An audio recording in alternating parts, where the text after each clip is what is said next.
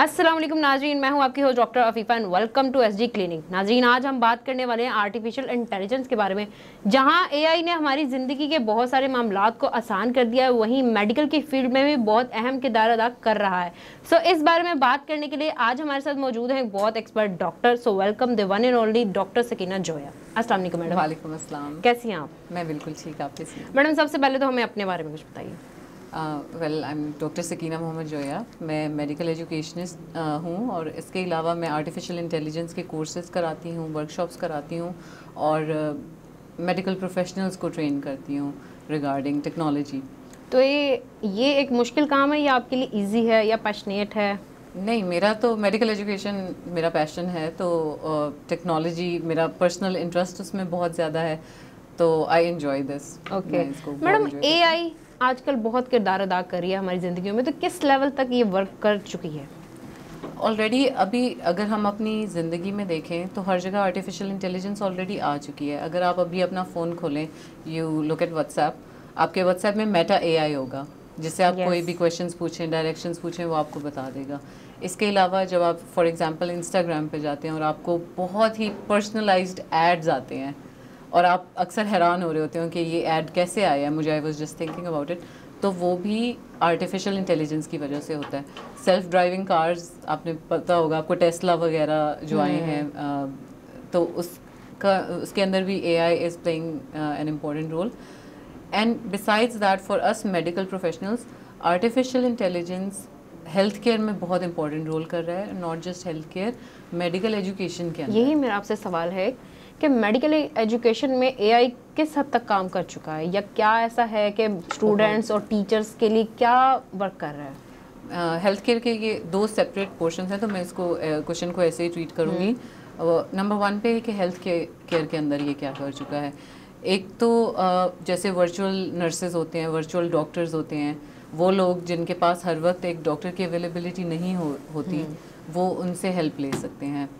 और दूसरा ये होता है कि रोबोटिक सर्जरीज़, जिसकी वजह से बहुत precision surgeries, minimum blood loss patient का, और मिनिमम आप कह सकते हो कि उनका हॉस्पिटल ड्यूरेशन। सर्जरीज में भी एआई अपना काम दिखा चुकी है, और यानी किस हद तक, और क्या ये सेफ बना चुकी है मजीद सर्जरीज को? नहीं, एक्चुअली ये बहुत ज़्यादा सेफ है। जो रोबोटिक सर्जरीज़ हो रही होती हैं वो बहुत प्रिसीजन से हो रही होती हैं, और लाइक आई सेड कि उसमें ब्लड लॉस बहुत मिनिमम होता है, और उसके बाद जो पोस्ट ऑप केयर होती है हॉस्पिटल के अंदर, दैट इज़ ऑल्सो डिक्रीज। वो भी बहुत कम अरसे पेशेंट को रहना पड़ता है। तो आप इमेजिन करें कि एक पेशेंट आपके पास आया, और अगर आपका डिजिटाइज्ड हॉस्पिटल है, तो पेशेंट आता है, अगर उसने अपनी वॉच पहनी हुई है जो कि हेल्थ केयर वॉच हो, जो उसकी टेम्परेचर, उसका ब्लड प्रेशर, उसके वाइटल साइंस नोट करे, उसके मोबाइल ऐप में उसकी ब्रीदिंग नोट हो पेशेंट की, और उसके अलावा क्योंकि हमारे पास काफ़ी ऐसे पेशेंट्स आते हैं जो अपनी हिस्ट्री ही सही से नहीं दे पाते, तो आर्टिफिशियल इंटेलिजेंस उनकी हिस्ट्री को नोट डाउन करे। उसके बाद artificial intelligence can also diagnose and it can give an accurate prognosis of the patient. यानी एआई ने मेडिकल जो डिसीजेज हैं उनको भी डायग्नोज करने में अपना किरदार अदा कर दिया है। बिल्कुल, इसके ऊपर मैं आपको बताऊंगी। लाहौर के अंदर लम्स में नेचुरल लैंग्वेज प्रोसेसिंग कर रहे हैं वो लोग, जो कि स्टूडेंट्स और फैकल्टी एक्सपर्ट्स मिलके कर रहे हैं, जिसमें मेडिकल स्टूडेंट्स भी शामिल हैं लाहौर के।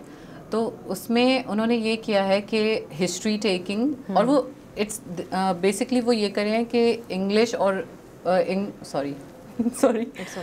बेसिकली वो ये कर रहे हैं कि उर्दू और पंजाबी में पेशेंट हिस्ट्री ट्रांसलेट हो जाती है इन इंग्लिश, वो नोट डाउन हो जाती है, पेशेंट की सारी हिस्ट्री नोट डाउन हो जाती है, और आर्टिफिशियल इंटेलिजेंस खुद से अपने डिफरेंशियल डायग्नोसिस देता है और फर्दर मोर प्रोग्नोसिस भी देता है, जो कि हमारी इतनी एक्यूरेसी से किसी की हिस्ट्री टेकिंग करना वो अक्सर बहुत मुश्किल है, बहुत ज़्यादा मुश्किल है। अच्छा, मेडिकल रिसर्चेस भी बहुत सारी हो रही हैं, तो उसमें क्या इसने अपना किरदार अदा किया है? ड्रग डेवलपमेंट में काफ़ी ज़्यादा आर्टिफिशियल इंटेलिजेंस का रोल है। दो रोबोट्स हैं, एडम और ईव के नाम से, जिन्होंने, बिकॉज आर्टिफिशियल इंटेलिजेंस का बेसिकली काम तो ये है कि ये बहुत ज़्यादा डाटा को बहुत जल्दी प्रोसेस कर लेता है। जो कि ह्यूमनली पॉसिबल नहीं होता। अगर हम डॉक्टर्स या एक पूरा इंस्टीट्यूट रिसर्च करें, हम प्रॉब्ली 10,000 केसेस को स्टडी कर लेंगे, बट आर्टिफिशियल इंटेलिजेंस की वजह से millions of cases were being studied. तो new drugs have been developed already AI जी आर्टिफिशियल इंटेलिजेंस में, और नेक्स्ट 10 ईयर्स में इसके अंदर बिलियंस, इस साल इन्होंने 4.8 बिलियन स्पेंड किया है यूएस ने in artificial intelligence, and in the next 10 years they are expecting that number to be about 40 billion. Okay. तो इतना ज़्यादा रुझान है तो there must be something, कुछ तो AI में है कि सारी दुनिया इसकी तरफ जा रही है। अच्छा, हॉस्पिटल में डिवाइसेस और मशीनरी वगैरह उसको इम्प्रूव किया इसने?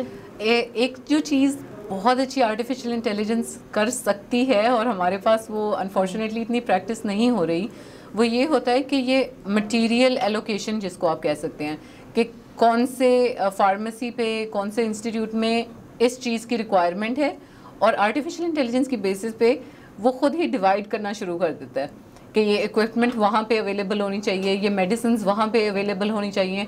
और अभी अगर उनका स्टॉक रन आउट नहीं भी किया होता, because predictive analytics artificial intelligence के इतने स्ट्रॉन्ग हैं कि वो प्रिडिक्ट कर लेता है कि कहाँ पे रिक्वायरमेंट होगी। कहीं AI डॉक्टर्स और स्टाफ, रेडियोलॉजिस्ट वगैरह को रिप्लेस तो नहीं कर देंगे?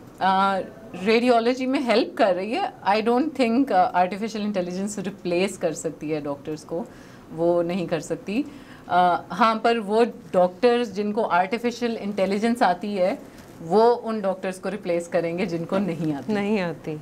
ओके। मेंटल हेल्थ का बहुत ज़्यादा इशू है, तो क्या उसमें भी इसने किरदार अदा किया है? काफ़ी सॉफ्टवेयर हैं, काफ़ी ऐसी एप्लीकेशंस हैं, इवन मोबाइल के ऊपर हैं, जैसे बेटर हेल्प वगैरह, तो उसमें है कि आप उससे हेल्प सीख कर सकते हो। But always remember one thing कि आर्टिफिशियल इंटेलिजेंस में ये पोटेंशियल नहीं है कि वो एम्पैथी शो करे आपको। जो एक डॉक्टर आपको एम्पैथी से देख सकता है, बात कर सकता है, artificial intelligence lakhs empathy. Okay ma'am, आप वैसे डिफरेंट वर्कशॉप्स करती हैं, तो वहाँ डॉक्टर्स को भी आप क्लासेस देती हैं, स्टूडेंट्स को भी देती हैं, तो क्या रिएक्शन होता है उनका AI से related? It's a very mixed reaction. Normally जो मैंने देखा है कि यंग लोग बहुत ईगर होते हैं, वो बहुत इंटरेस्टेड होते हैं, और थोड़े हमारे जो सीनियर डॉक्टर्स होते हैं वो थोड़े आई थिंक अनकम्फर्टेबल हैं।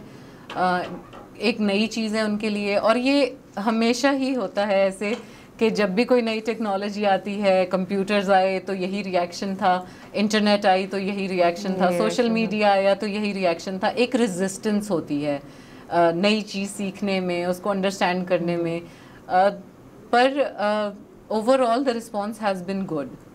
बट आर्टिफिशियल इंटेलिजेंस को अडेप्ट करना एक इंस्टीट्यूट का डिसीजन है, it's not one doctors decision.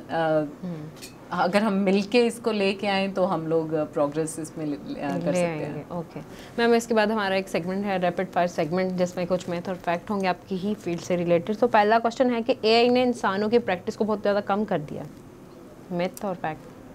Practice तो कम नहीं हुई, बट आई वुड से कि थोड़ा लेजी हो गए हैं इन अ वे कि मंडेन टास्क आर्टिफिशियल इंटेलिजेंस कर देती है, but I don't think it's a bad thing.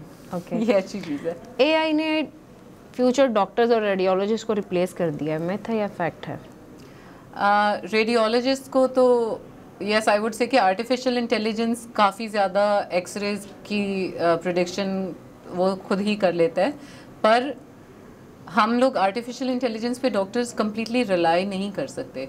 A radiologist has to be present, उसने देखना है कि आर्टिफिशियल इंटेलिजेंस ने जो डिसीजन किया है क्या वो करेक्ट है कि नहीं है। फाइनल से हमेशा डॉक्टर की होती है, बट फ़ायदा ये है रेडियोलॉजी में कि जहाँ डॉक्टर 10 मिनट में एक एक्सरे देख सकता है, एक पेशेंट को चेकअप कर सकता है, उसका हिस्ट्री ले सकता है, ट्रीट कर सकता है, आर्टिफिशियल इंटेलिजेंस उस 10 मिनट में बहुत ज़्यादा एक्सरेज देख लेगी, which is a great thing. AI ने इलाज को बहुत ज़्यादा महंगा कर दिया है। वेल रोबोटिक सर्जरीज अभी महंगी हैं, पर क्या पाकिस्तान में इंट्रोड्यूस हो चुकी हैं? हाँ जी, रोबोटिक सर्जरीज हो रही हैं लाहौर में, कराची में, यहाँ पे कर रहे हैं, and it's very common now, अक्सर जगह पे हो रही हैं। जी जी बिल्कुल। और उसमें तो ये होता पेशेंट्स है का क्या रिएक्शन है अब? नहीं, patients robotic surgery they are quite welcoming. और ये मिथ है एक कि रोबोट ही पूरी सर्जरी करेगा, क्योंकि बेसिकली आर्टिफिशियल ऑगमेंटेशन है ये। ऑगमेंटेशन उसको कहते हैं कि हमारे अपने ही स्किल्स को आर्टिफिशियल इंटेलिजेंस इन्हांस करती है। नॉर्मल इंसान को भी सुपर हीरो बना देती है वो। तो हेल्प कर रही होती है। तो हमेशा ऑन द बैक हमेशा डॉक्टर ही होता है जो ऑपरेट कर रहा होता है। सिर्फ आगे प्रिसीजन के टूल्स जो होते हैं वो आर्टिफिशियल इंटेलिजेंस और रोबोट्स के होते हैं। एआई ने इंसानियत खत्म कर दिया है, दैट ट्रू और फॉल्स? आई थिंक इंसानों ने ज़्यादा इंसानियत ख़त्म की है इंस्टेड ऑफ आर्टिफिशियल इंटेलिजेंस। ये भी बात सही है। तो हायर ऑर्डर थिंकिंग अब बस कर लें तो नहीं होगी ख़त्म, क्योंकि हम लोग इस लेवल पे है ना कि मंडेन टास्क, आप क्वेश्चन पूछो, आर्टिफिशियल इंटेलिजेंस, हर इंसान के हाथ में अब फ़ोन है, वो इस्तेमाल कर सकते हैं। मंडेन टास्क आप आर्टिफिशियल इंटेलिजेंस पे कर सकते हैं। बट हम एक मेडिकल एजुकेशन में कहते हैं कि ब्लूम्स टैक्सोनॉमी होती है, जिसके सबसे बेस पे होता है अंडरस्टैंड वाला सेक्शन, कि सुना, अंडरस्टैंड किया, दैट्स इट, रिकॉल कर लिया, ये बेसिक स्टेप्स होते हैं। बट उसके हाईएस्ट पॉइंट पे होते हैं क्रिएटिविटी। तो हमें ना क्रिएटिविटी के लेवल पे जाना चाहिए, हमें क्रिटिकल थिंकिंग करनी चाहिए कि अगर हमारे मंडेन टास्क आर्टिफिशियल इंटेलिजेंस भी कर रहा है, अगर हम फैकल्टी मेंबर हैं, अगर हम टीचर हैं, तो हमें 1-on-1 स्टूडेंट से ज़्यादा इंटरेक्शन करना चाहिए, टीचिंग के ऊपर ज़्यादा फोकस करना चाहिए। अगर एडमिनिस्ट्रेटिव या असेसमेंट टास्क आर्टिफिशियल इंटेलिजेंस कर भी रहा है, तो अगर हम डॉक्टर हैं, एडमिनिस्ट्रेटिव टास्क अगेन, और बाकी प्रोग्नोसिस डायग्नोसिस में अगर आपको एआई हेल्प कर रहा है, तो पेशेंट के साथ एम्पैथी वाला फैक्टर, पेशेंट की बात सुनना, 1-on-1 interaction with the patient, वो बहुत ज़रूरी है कि डॉक्टर्स उसमें ज़्यादा आगे चले जाएं। Okay, thank you so much madam. Madam, and पे कोई अच्छा सा मैसेज?